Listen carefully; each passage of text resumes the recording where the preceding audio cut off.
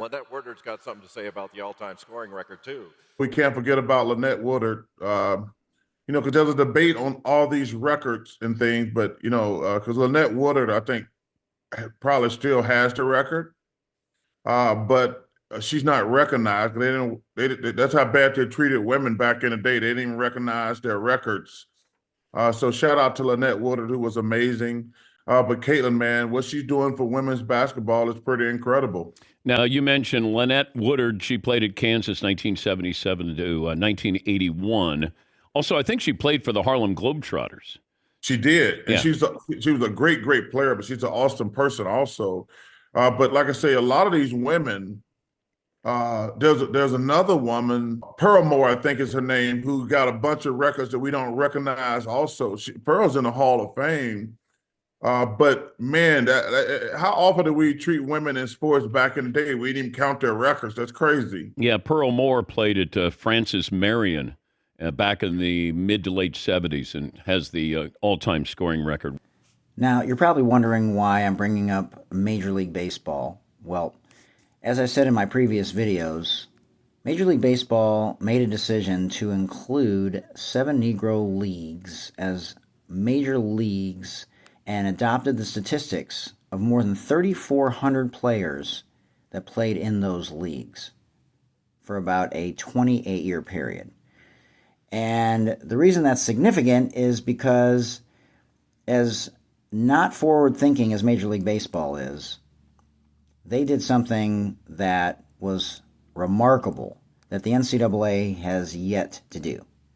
And so I can't for the life of me understand why the NCAA has not included both Lynette Woodard and Pearl Moore in the overall statistics when it comes to the all-time scoring record.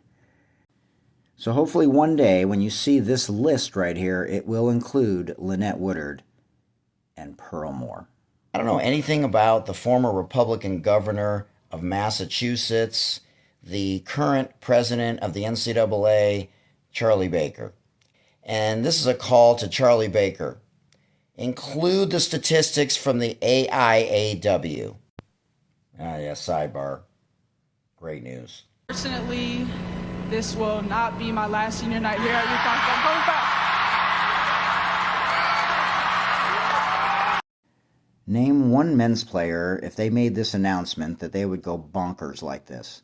Only in women's college basketball are we seeing this. It's unbelievable. Now you can see here, among other people talking about Caitlin Clark, are former President Obama, Mia Hamm, one of her rivals but biggest supporters at the same time, Angel Reese, and so many others. I don't hear anybody talking about Charles Barkley or Jay Bilas imploring the NCAA to include Lynette Woodard and Pearl Moore in this quest to become the all-time leading scorer. But when there's people online talking about it, they get as much vitriol as I've ever seen. And one of those examples is Val Whiting, who is not only a 2-time former NCAA champion at Stanford and ABL star and WNBA star, but she is an advocate of women's college basketball. Long before any of us heard of Caitlin Clark, she was posting about her, and many others. And all she wants to do is to empower young girls and women to help them be the best versions of themselves. So when I see pushback when it comes to things like this with regards to her, when she's mentioning other people that Charles Barkley and Jay Bilas are mentioning, then some of you, if not all of you, are going to listen to them. But when Val and I talk about it, Val in particular, you're not going to accept her as being genuine and that she has some sort of hidden agenda or she might be racist. It's absolutely absurd.